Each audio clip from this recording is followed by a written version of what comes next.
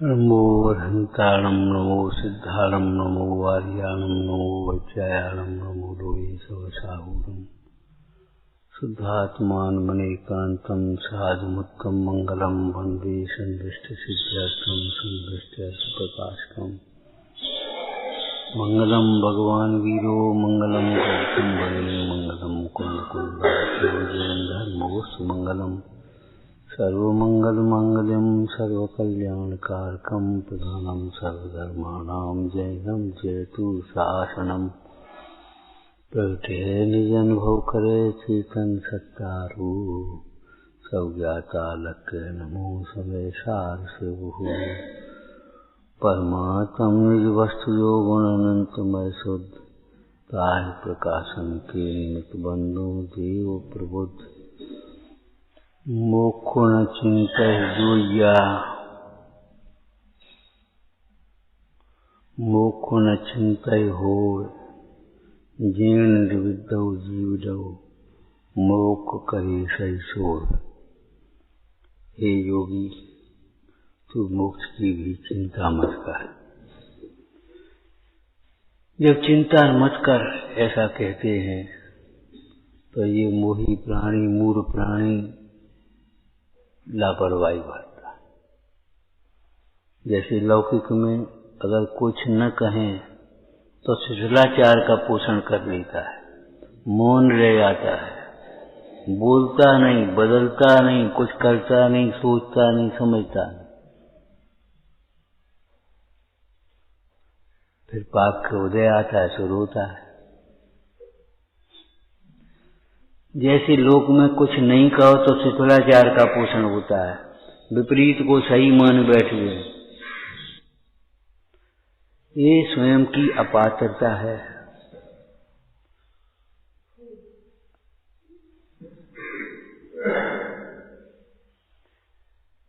क्या करें? ऐसे ही आचार्य भगवान कहते चिंता मत करो, तो ये सोचता है सब ठीक है, अब कुछ नहीं, अपने आप है, वो तो अपने आप हो जाएगा। मोक्ष की चिंता नहीं करता और घर गृहस्थी की चिंता में लगा रहता है, अपने पद प्रतिष्ठा की भोगों की चिंता में लगा रहता है।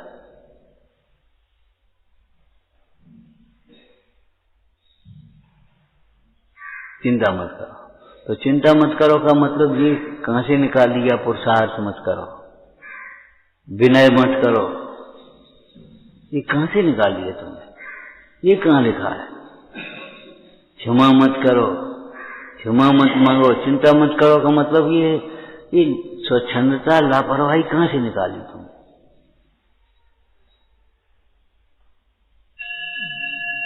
जो जो देखी वीतरागन सो सो होसी वीरा रे, अनहोनी हो व्यक्त नहीं कबहू काहे होत अधीरा रे। अधीरता का निषेध किया, लेकिन इसमें पुरुष तो ठीक है, बस का ठीक है, जैसा तुमने समझा वैसा नहीं। तू पौरुष समार बल अपनो सुख अनंत तो तीरा रे। पुरुषार्थ की तो प्रेरणा करिए, पुरुषार्थ का निषेध कहां किया?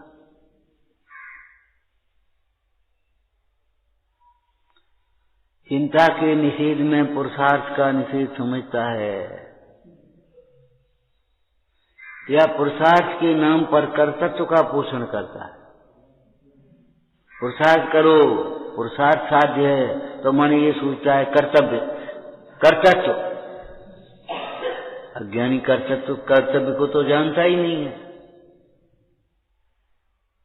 कर्तव्य तो बताया,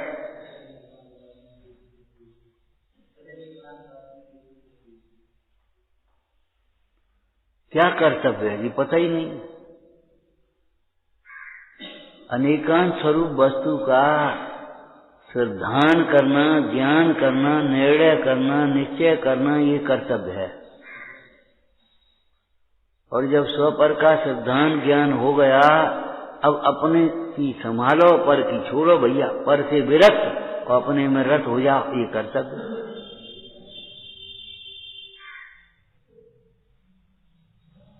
लेकिन कर्तव्य के नाम पर कर्तव्य सोचिए, कर्तव्य पैसा तो पुण्य के उदय से आएगा, पुरुषार्थ तो करना पड़ेगा, माने दुकान खोलनी पड़ेगी। दुकान पर बैठना पड़ेगा, जल्दी पहुंचना पड़ेगा, पूजा छोड़नी पड़ेगी, स्वाध्याय छोड़ना पड़ेगा। मैंने ये उल्टे उल्टे अर्थ निकाल दिए। मिलावट करनी पड़ेगी, अन्याय करना पड़ेगा। अरे भगवान, ये क्या अर्थ निकाल रहे तुम? पैसा पुण्य के उदय से आता तो पुरुषार्थ करना पड़ेगा। माने क्या अर्थ हुआ इसका? पैसा पुण्य के उदय में स्वयमेव आता है, ऐसा श्रद्धान करना पड़ेगा आत्मा के आश्रय। हमारे विकल्पों से नहीं आता, पाप के परिणामों से नहीं आता, तो फिर हम धर्म क्यों छोड़ें? पैसा तो पुण्य के उदय प्रमाण आएगा, हम काय को अपनी पूजा छोड़ें? हम काय को अपना स्वाध्याय छोड़ें? हम क्यों अपना अन्याय छोड़ें? हम क्यों अन्याय करें? अन्याय करने से कोई ज्यादा आ जाएगा क्या?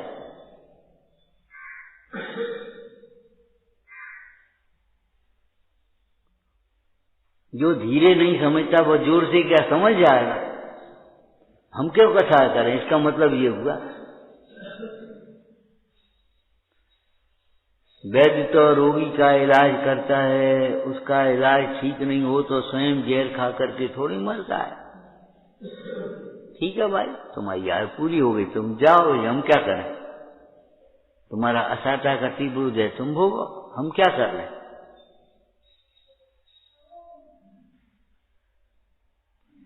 यहाँ पर लक्ष्य छुड़ाया है। यहाँ क्या कहा इस दोहे में? चिंता छुड़ाई है। मोक्ष का पुरुषार्थ नहीं छुड़ाया है, मोक्ष मार्ग नहीं छुड़ाया है। अरे अगर तुम्हें गरज हो, अगर मोक्ष अवस्था ही सुखरूप भाषित होती हो तो आगे प्रश्न उठाना छोड़ो। मोक्ष चिंता से नहीं होता तो काय से होता है? मोक्ष अगर चिंता से नहीं होता तो मोक्ष काय से होता है? अगर तात्विक दृष्टि से देखें, तत्वों की भाषा में, तो संबंध निर्जरा से मोक्ष होता है। और परिणामों की ओर से देखें तो फिर संबंध निर्जरा कैसे होता है?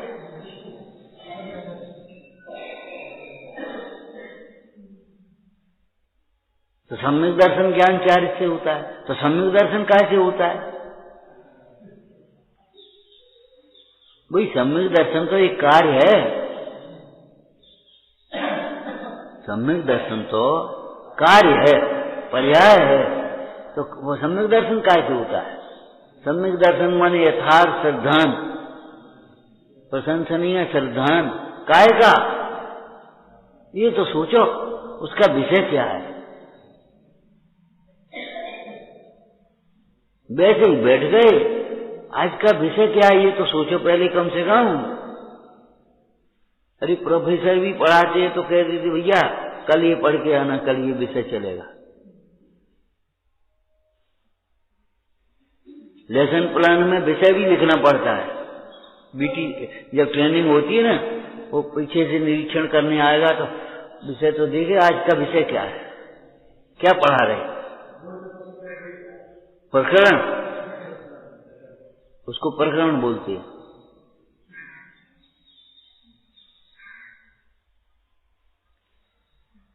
प्रकरण और सूक्ष्म हो गया, विषय तो विज्ञान, लेकिन प्रकरण उसमें विज्ञान में से तीसरा पाठ में से दूसरा पैरा।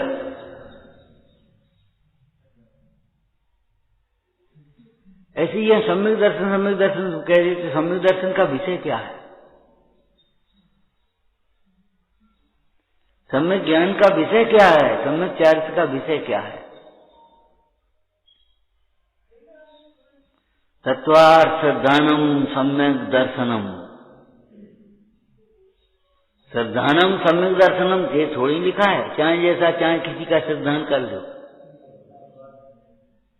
लौकिक में हम आपको दृष्टांत देते, कई अगर चोर का विश्वास कर लोगे तो मर जाओगे, लूट जाओगे।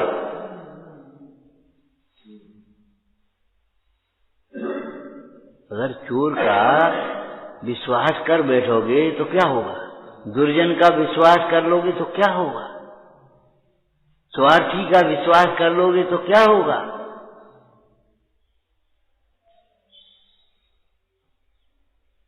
हम आपसे कहते हैं, देखो अपना ये चेहरा भी उसी स्वच्छ शीशे में देखते हैं, स्वच्छ और समतल, चाहे कहीं नहीं देखते, ऐसे दीवार में तो नहीं दिखते।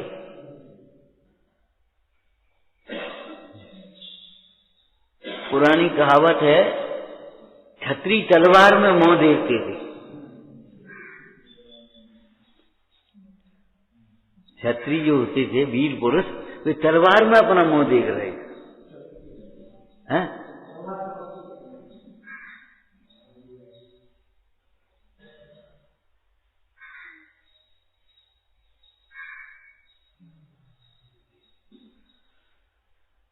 तो ये बताओ, जब अपना ये चेहरा भी स्वच्छ और समतल दर्पण में देखना है, मलिन और उत्तल अवतल दर्पण में नहीं देखना है, नहीं दिखेगा, तो फिर अपना स्वरूप वीतरागी के सामने देखना है कि सरागी के सामने देखना है।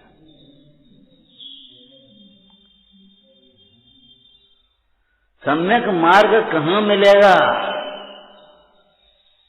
बाजार में सैकड़ों दुकानें हैं, कहीं एक दुकान पर क्यों पहुंचते हो?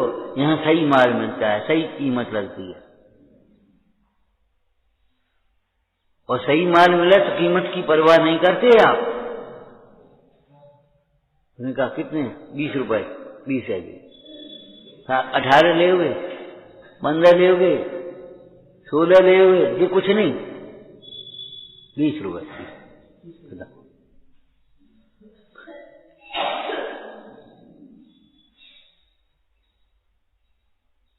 एक विश्वास ही तो है वह, और है क्या?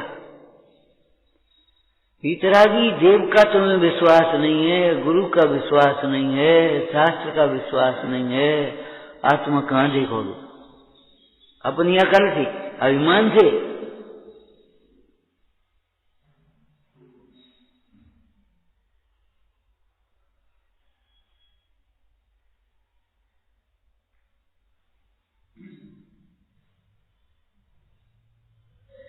मोक्ष चिंता से नहीं होता, तो एक प्रश्न उठाओ, तो मोक्ष कैसे होता है? उल्टा मत करना, चिंता से क्या होता है? चिंता से बुरा होता है, चिंता से घात होता है, चिंता से बुरा होता है, चिंता से घात होता है, ज्ञान बिगड़ जाता है, बुद्धि बिगड़ जाती है, स्वास्थ्य बिगड़ जाता है, पुण्य का नाश हो जाता है, घास होता है। चिंता से क्या होता है? लेकिन हम ये कह रहे चिंता से क्या होता है ये मत देखना, उधर मत जाना।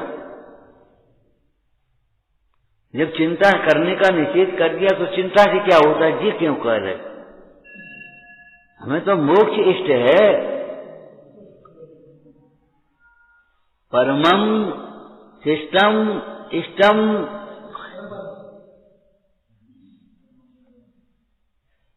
शिष्टम इष्टम परमम पदम, शिष्ट है, इष्ट है, परम है, उत्कृष्ट इष्ट है, सब जीवों को इष्ट है, सदा काल इष्ट है। और आप भी छूटने का ही उपाय करते हो, उसे कोई कस के पकड़ ले, ए छोड़ो भैया।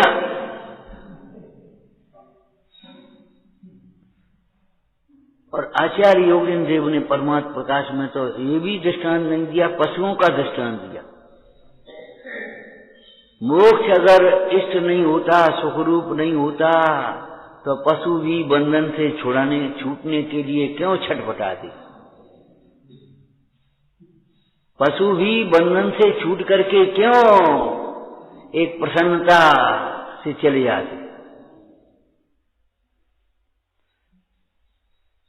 बंधन से छुड़ाने वाले को क्यों कृतज्ञता से देखते?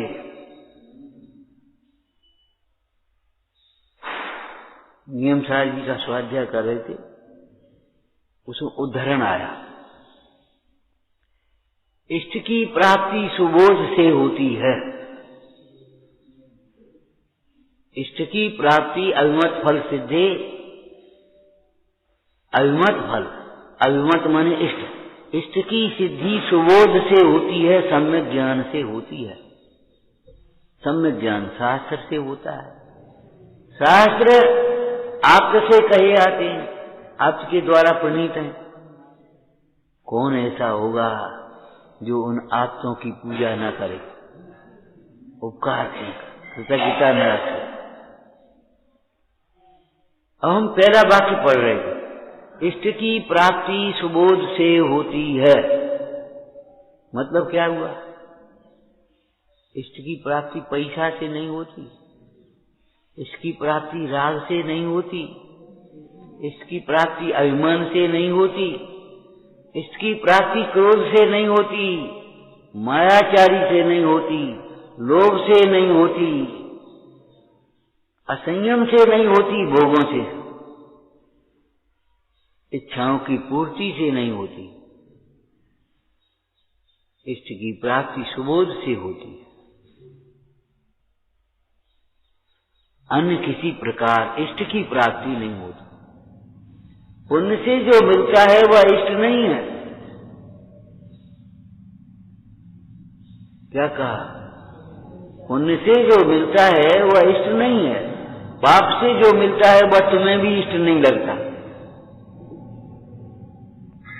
पाप से जो मिलता है वह तो तुम्हें भी इष्ट नहीं लगता, लेकिन पुण्य से जैसे जो मिलता है वह तुम्हें इष्ट लगता है। सम्मान इष्ट लगता है, भोग इष्ट लगते हैं, अनुकूल सामग्री इष्ट लगती है, पद प्रतिष्ठा इष्ट लगती है। लेकिन क्या करे, जो पुण्य से मिलता है वह इष्ट नहीं होता। इष्ट क्या है इसका निर्णय करो। इष्ट माने इष्ट क्या है? सर्व जीवों को सुख इष्ट है, और सो भी अविनाशी सुख इष्ट है, स्वाधीन सुख इष्ट है, अतीन्द्रिय सुख इष्ट है, आत्मिक सुख इष्ट है।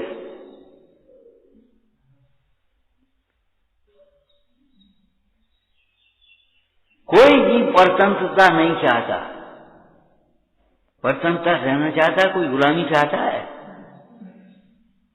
इब्राहिम लिंकन ने यहीं से आंदोलन शुरू किया था,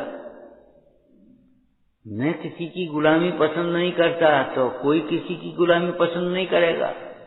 गुलामी से छूटने के लिए संघर्ष अपना लिया। अमेरिका के स्वतंत्रता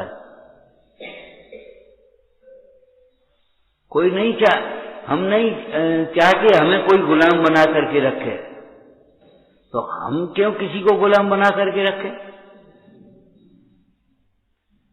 जो चाहते हैं वो देना सीखो। हम नहीं चाहते हमसे कोई बुरे बोले, तो हम भी किसी से बुरा न बोलें, इस बात की प्रतिज्ञा कर लेना चाहिए।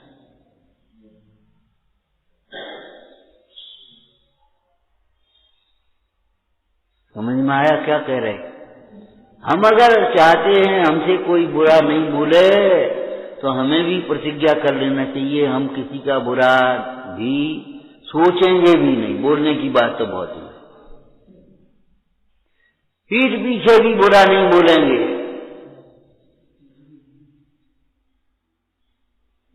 मौन रह जाओ।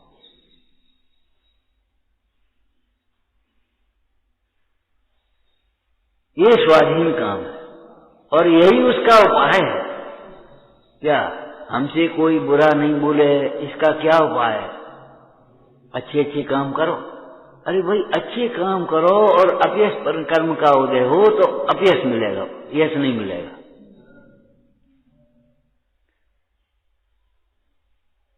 उस अपयश कर्म का अभाव करो। अगर हम चाहते हैं हमसे कोई बुरे नहीं बोले, तो हम किसी से बुरा सोचें भी नहीं, ये उपाय है, ये सच्चा उपाय है, सम्यक उपाय। क्यों? जब किसी का बुरा भी नहीं सोचेंगे तो पाप नहीं बनेगा, और पाप का उदय नहीं होगा तो हमसे कोई बुरा नहीं बोला। अभी एक बच्चा सुना रहा था कि कहीं की एक बंदर के छोटे से बच्चे को उसकी वो बंदरिया छोड़ गई। कुत्ता ने उस बंदर के बच्चे को उठाया, खिलाता रहा और ले जाकर के पुलिस स्टेशन पहुंच गया, वहां खड़ा हो गया। अब कुत्ता को जो मालूम है थाना है और यहाँ सुनवाई होगी, और वो जाकर के वहां पहुंच गया और खड़ा ही रहा, वहां जाकर के खड़ा हो गया। ये कुत्ता क्यों खड़ा भाई, बंदरिया को लियो, तमाशा बन गया। लेकिन समझदार लोग समझे, अरे ये कुत्ता बंदरिया के बच्चे को लेकर के आया है, ये बंदरिया का बच्चा मुसीबत में है, ढूंढो बंदरिया कहाँ गई। तब उन्होंने बंदरिया खोज करी, उस बच्चे को बंदरिया को पहुंचाया। मिली कि नहीं मिली, पहुंचा कि नहीं पहुंचा, ये हम नहीं सुन रहे। हमारा मतलब ये कुत्ते को ये प्रेम आ गया कि ये बच्चा बेचारा आता है, अब क्या करेगा।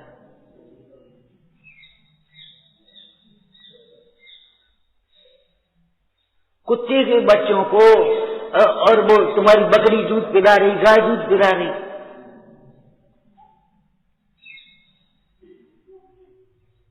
शास्त्र में पढ़ते थे, वो बच्चा छोड़ दिया चंदा ने रेता में, तो गाय आई उसको दूध पिलाने लगी।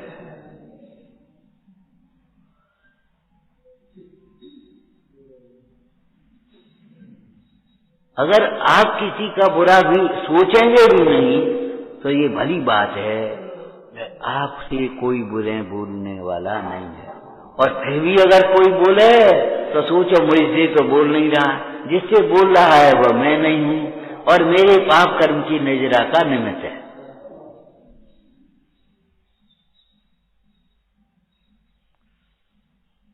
नीतिकार ने लिखा, नीति में चाणक्य योग में नीति है, देखो उपकार करने वाले का तो उपकार सभी कर लेते हैं, धर्मात्मा तो वह है जो अपकार करने वाले का भी उपकार करे, उपसर्ग करने वाले को भी, श्रेणी को भी आशीर्वाद दे। मुंडाज तो उनका नाम है, साधु तो उनका नाम है, ज्ञानी तो उनका नाम है, डबल सीट को छोड़ दो। उपसर्ग करने वाले के प्रति भी भला करने का भाव रखे और केवल भाव ही नहीं अभिव्यक्त भी करे, ये सज्जन का काम है। दुर्जन के साथ दुर्जन कैसा व्यवहार, सठम साक्ष्यम समाचले, संस्कृत में एक वाक्य है, सठम साक्ष्यम समाचले। क्या मतलब हुआ? सठ माने दुष्ट, मूर्ख नहीं।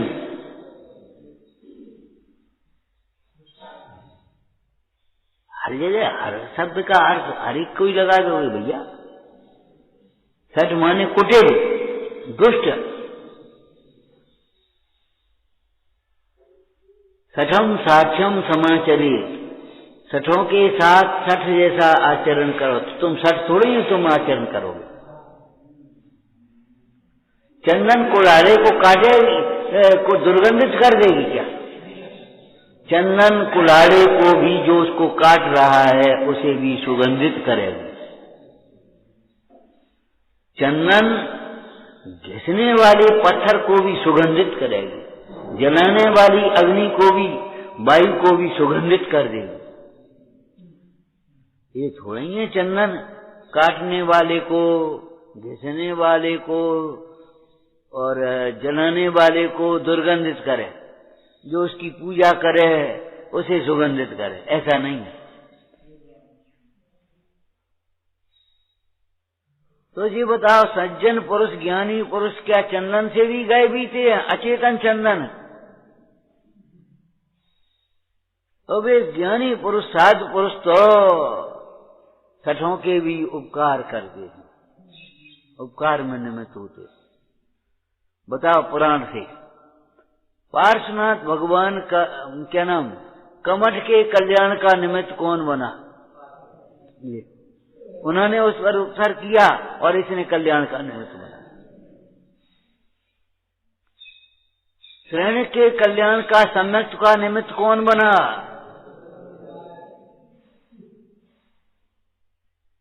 श्रेणी के कल्याण का निमित्त यशोधर मुंडा है। कमठ के उपसर्ग का निमित्त, कमठ के कल्याण का निमित्त पार्श्वनाथ स्वामी बने। बताओ आप, इष्ट की प्राप्ति सुबोध से होती है। हे भाई, जो सुख तुम चाहते हो वह सम्यक ज्ञान से होता है। आप सम्यक ज्ञान का अभ्यास करो तो सम्यक ज्ञान का रोटी दे रहे हो। हाँ, रोटी भी दे देगा। सम्यक ज्ञान का रोटी दे दे वो, यहाँ रोटी भी दे देगा। रोटी ही नहीं, सम्यक ज्ञान का अभ्यास करने से जो पुण्य बनता है, उस पुण्य के उदय से रोटी तरसती है। अज्ञानी रोटी के लिए तरसता है, ज्ञानी के लिए रोटी तरसती है। हे स्वामिन अत्र अत्र अत्र आओ आओ आओ, हे स्वामिन अत्र अत्र आओ आओ, हे स्वामिन अत्र अत्र अत्र। वे चक्रवर्ती खड़े हैं, इंद्र खड़े हैं और सेठ खड़े हैं, साहूकार खड़े हैं, राजा खड़े, महाराजा खड़े, सब द्वारा प्रेक्षण करने के लिए। हमारी विधि यहाँ मिल जाए, वो इनकी विधि यहाँ मिल जाए। सम्यक ज्ञान की आराधना से, चारित्र की आराधना से, आत्मा की आराधना से रोटी भी मिलती है। इष्ट संयोग सामग्री भी स्वयमेव मिलती है, अनाज के साथ होने वाले भूसे के समान।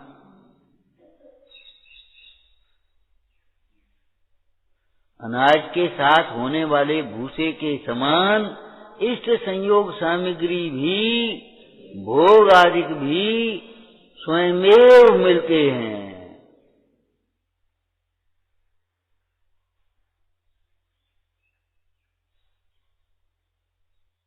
परंतु, फिर परंतु लगा दिया टोटर मजबूर, उनके मिलने से अपना कुछ हित नहीं होता।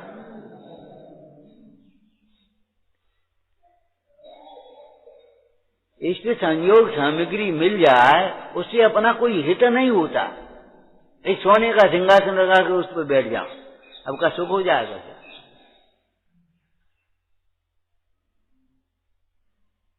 तुम अपनी वो कमरा भर लो नोटों से, क्या हो, सुख हो जाएगा।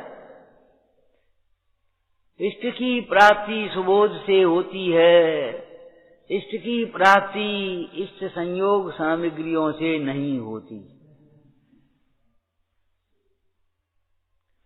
इष्ट की प्राप्ति, इष्ट माने सुख, सुख की प्राप्ति उन भोगों को भोगने से भी नहीं होती।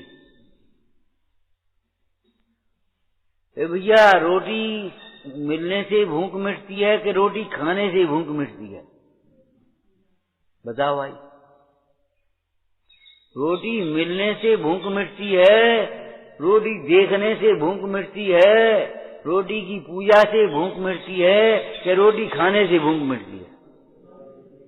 अरे, रोटी खाने से भी भूख नहीं मिटती, ये कह रहे। अब तक अगड़े जड़ द्रव्यों से सब भूख न मेरी शांत हुई, तृष्णा की खाई खूब भरी, पर रिक्त रही वह रिक्त रही।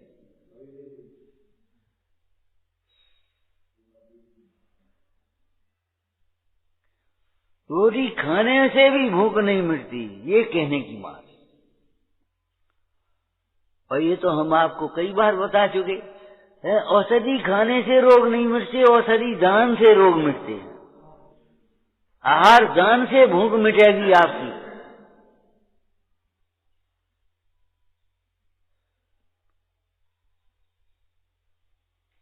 मिटेगी नहीं, कम हो जाएगी। इतनी कम हो जाएगी तुम्हें कोई पीड़ा नहीं होगी। देवगति में गए आहार दान देने वाले, भूख का विकल्प नहीं हो पाया, तब तक कंठ से अमृत झर गया, तृप्त हो गए, खत्म।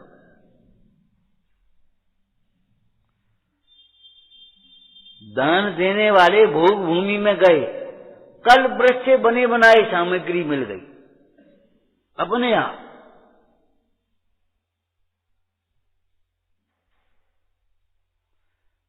ध्यान रखना, 3 दिन तक भूख ही नहीं लगी, और तुम्हें नहीं लगे एक दिन तो भूख नहीं लगी, भूख नहीं। डॉक्टर साहब ऐसी दवाई बता जो भूख लगे, और यहाँ कहोगे क्षुधा रोग विनाशनाय हरगम नैवेद्यम निरुपमामि स्वाहा। यहाँ विनाश की बातें करोगे क्षुधा रोग के, और वहाँ क्षुधा रोग की दवाई भी करोगे। क्यों? उसका कारण ये है, आपको भूख नहीं लगती, ये रोग है, और ज्ञानियों को भूख नहीं लगती, ये उनका वैराग्य है। भूख भी नहीं लगती और कोई पीड़ा भी नहीं होती, और तुम्हें भूख नहीं लगती लेकिन पीड़ा है।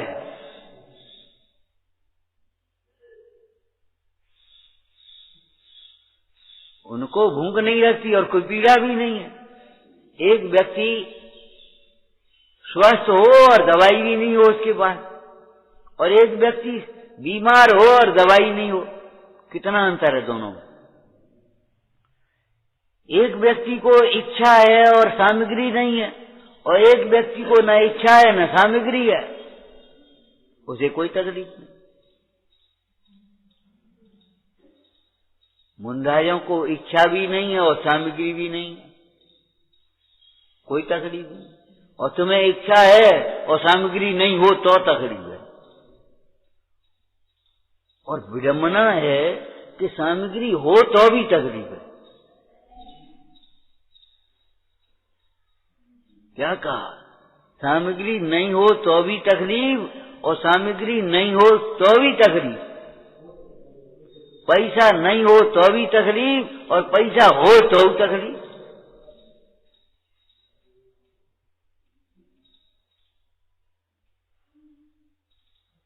बाल बच्चे न हो तो तकलीफ, और बाल बच्चे उदम करे चला तो चले तो जाने का तीर को, तो तकलीफ। क्या करें, बड़ी आफत। कोई तुमसे पूछे नहीं तो तकलीफ, और पूछे तो तकलीफ। क्यों? ज्ञान के बिना तकलीफ होती ही है। ज्ञान के बिना, ज्ञान माने सम्यक ज्ञान, ज्ञान के बिना, सम्यक ज्ञान के बिना पाप के उदय में भी तकलीफ होती है, और पुण्य के उदय में भी। इष्ट की प्राप्ति सुबोध से होती है।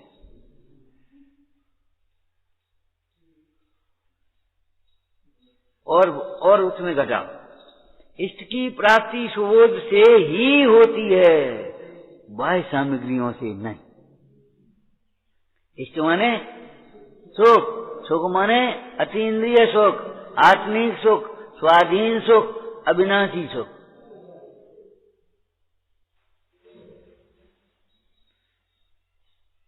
इष्ट की प्राप्ति सुबोध से होती ही है, और सुबोध के बिना नहीं ही होती। आपको सामग्री नहीं मिलेगी तो भी दुखी, और सामग्री मिल जाएगी तो भी दुखी। भरपेट भोजन हो गया और तो भी ये दुखी है। क्या है? कई का बात है, कछ नहीं, चाय नहीं मिली। ऐसा बेचारा एक पुड़िया ले आइए, एक बीड़ी ले आइए, कितने दुखी देखा। कल पुरुषार्थ सिद्धि बाई का वो दुआ वो श्लोक पढ़ रहे थे, छंद जुआवार। जुआ मायाचारी का घर है, अनर्थों का मूल है। मायाचारी का घर है, अनर्थों का मूल है, प्रथम कारण है। दोषों की खान है, ऐसा जुआ देखने लायक भी नहीं है।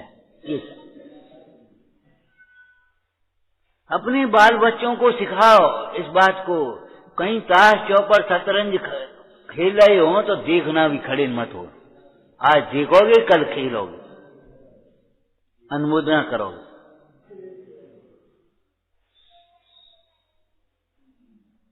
मूल इसलिए हमने बताया, वो ग्रंथकार अमृतचंद स्वामी कह रहे हैं ऐसा जुआ देखने भी लायक नहीं है।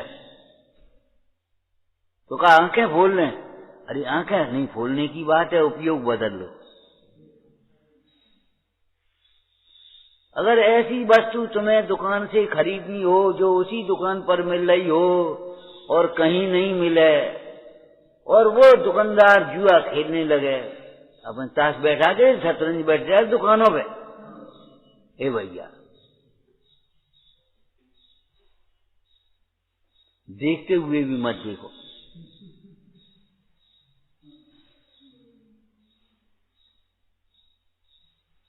कौतूहल से मत देखो, जिज्ञासा से मत देखो, मोह से मत देखो, राग से मत देखो। ये मतलब है नहीं देखने का मतलब।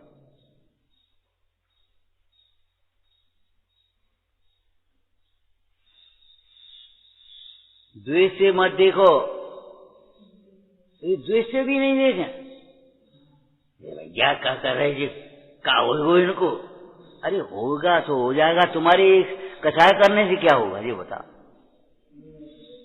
अगर आपका प्रभाव है और नहीं भी है, भैया ये काम ठीक नहीं है, बस।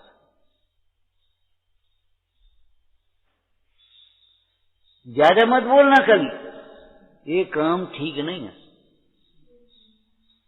बस इतना सा बोलना, ज्यादा नहीं बोलना।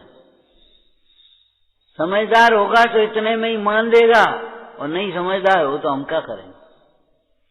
बहुत कहने से भी क्या होगा? हमारी चिट्ठियों की भाषा थी पहले, थोड़ी लिखी बहुत समझना। चिट्ठियों में लिखते थे, अब चिट्ठियां लिखना नहीं आता, चिट्ठी लिखने की जरूरत नहीं रह गई, वो तुम्हारा बटन दबाए।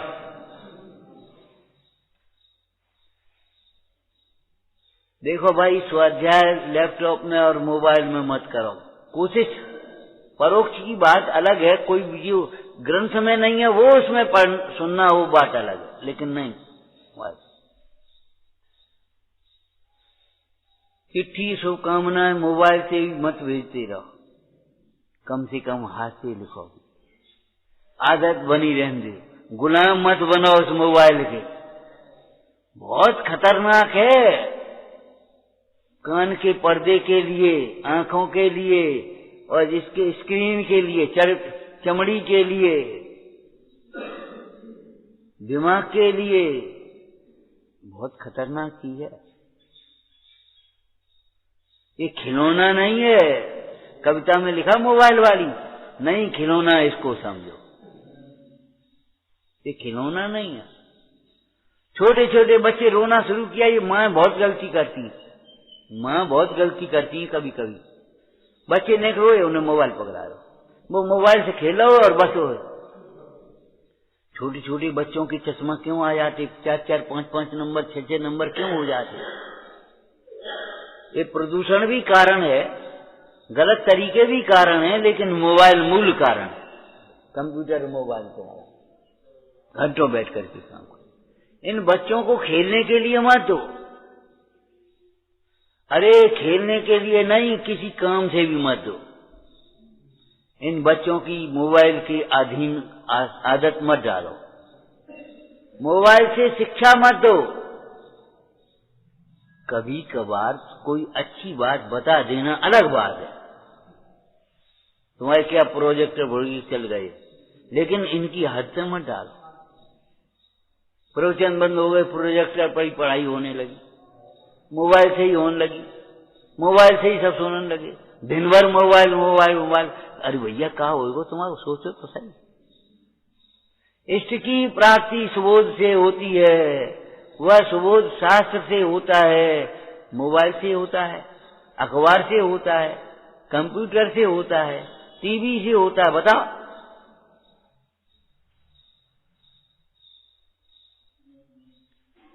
जब सत्संग से भी नहीं होता तो कुसंग से होने की तो बात ही नहीं है। जब शास्त्र से नहीं होता तब तुम्हारी और किताबें, गंदी किताबें, वैसी किताबें, उनसे होने की तो बात ही नहीं है। वे तो छूने लायक नहीं। क्या कहा था कल कुछ और शब्द कहा था, पाप की अनुमोदना भी नहीं करना, क्रोध की अनुमोदना भी नहीं करना, मान की अनुमोदना भी नहीं करना। कसायों की तीव्रता पाप है, कसाय मानसिक पाप हैं। कसायों की मंदता हो तो पुण्य होता है, कसाय की तीव्रता हो तो पाप ही होता है। तीव्र कसाई उद्यम करे तो पाप का ही करे, उल्टा ही सोचेगा, उल्टा ही करेगा। प्रश्न उठाना सीखो कम से कम, है। मोक्ष चिंता से नहीं होता, मोक्ष कैसे होता है?